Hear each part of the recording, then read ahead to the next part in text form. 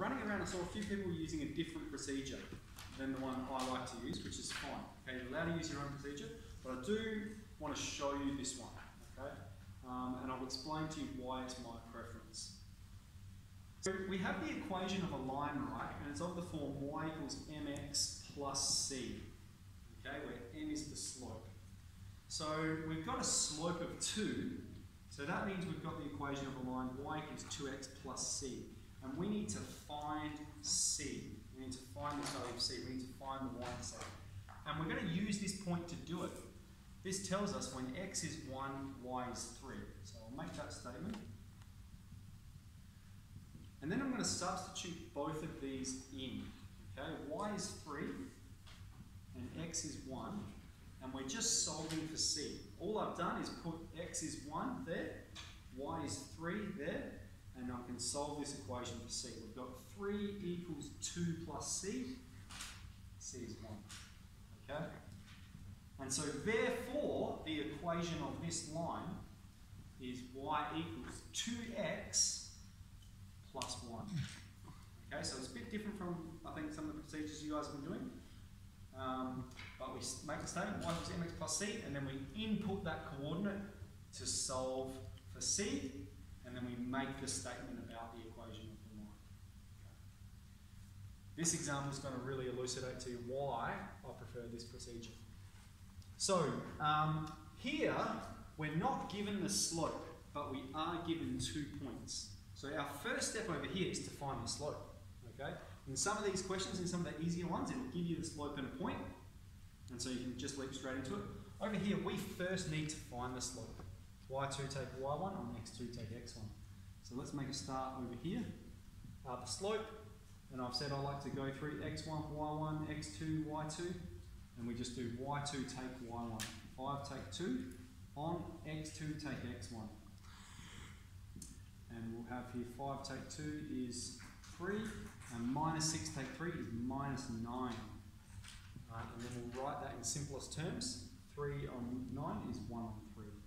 And it's negative, okay? That negative at the bottom. When we have a fraction with a negative only belonging to one, either the top or the bottom, we can just bring that out the front. Our slope is negative a third. Okay, so we've got the slope now, and we can make the statement y equals minus 1 on 3x plus c.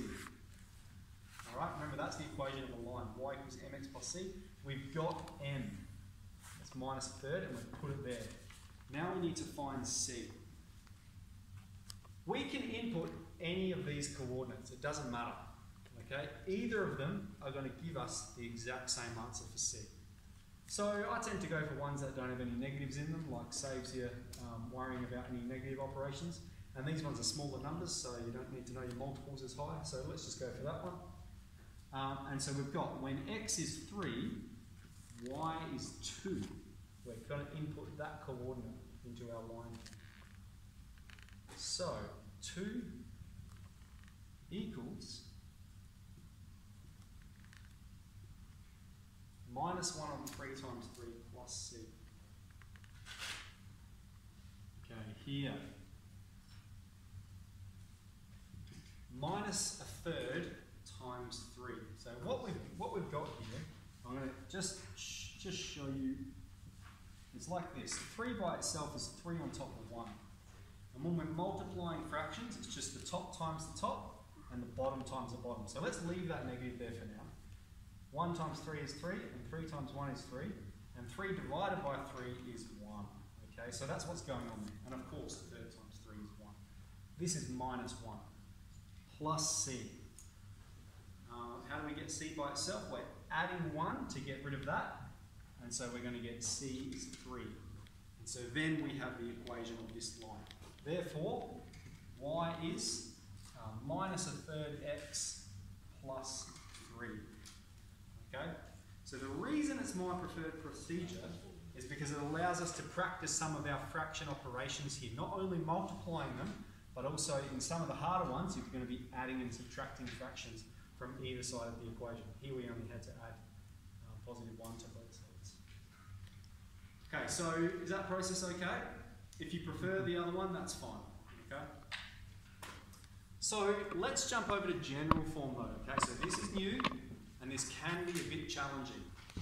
What I've put at the top here is this box. Alright? And I've said if we have slope A on B, then we're going to express general form like this. AX take BY equals C. If we have slope negative A on B, then it's AX plus BY equals C. That's the rule.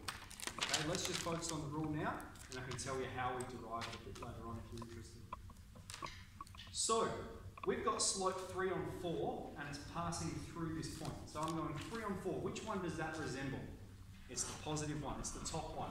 So that means it's going to be AX take BY. So that's going to be 3x take 4y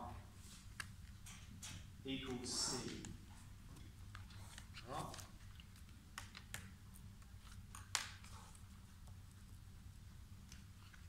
Then this is our coordinate. Alright? And we're just putting this coordinate, when x is 2, y is 1, we're putting this coordinate in there. Again, I'll make that statement so it's nice and clear. When x is 2, y is 1. And so we're going to put 2 where the x is. We have 3 times 2. Take y is 1. We put a 1 where the y is. And that's going to be equal to our value of c. So we're going to crunch that to find out c. C is 2. Okay? And then we can make the statement 3x take 4y is 2. That's our general form. Noah, are you looking here, are you? I'll pay attention to you. This is the general part. Okay, so I'll just really quickly explain what we did there. So we had slope 3 on 4. So we go, which one does it resemble? Oh, it's the positive one. So that means it's AX take BY. 3x take 4y. And then you just substitute the coordinate in. This is the coordinate. So we put the 2 where the x is. We put the 1 where the y is, and we crunch that. We've got our value of c. That's going there, and we make the statement. 3x take 4y is 2. Okay, next one. We'll get them like this as well. Okay? Oh no, it's not a fraction. It's just slope of -3. But we can make it a fraction. Alright, we'll just put it on top of 1. Easy. Alright, anything can become a fraction. And this time, which one is it resembling? Now I've said that -3 there, we can write it like this. Okay, that's fine. Either of those is fine. But the point is, it's negative, which means the statement is going to be, it's going to be the positive statement. Okay, if the slope is negative, we make the positive statement. So it's going to be 3x plus 1y equals c. Now this 1 is obsolete, but I'm only writing it there because we do have a 1 here, just so you can see the pattern. If we have negative slope, this is what it becomes. Our coordinate is -3, -1, so we'll make that statement. And we're going to input both of those into here. Okay, so I'm just putting the x where the x coordinate is, the y where the y coordinate is, and now let's evaluate that. We've got -10, take 1, we've got c is -11. And then make the statement 3x plus 1 is -11. So in my final answer, I've left out that 1 there that we don't need, that redundant 1. So a bit of a new process for some of us. Okay, so we can give that a crack. That's question 2 of 11G. And question 4. Question 2 and 4, I like that. Cool. So, some people are sort of getting towards the end of 11G. I would probably like to perhaps be finished at 11G if we can by the end of this lesson. If it's a bit of a struggle, don't worry. I might just rush around before the end of the lesson and see where everyone's up to, but that'd be my goal. All right, any questions? Okay, you can resume.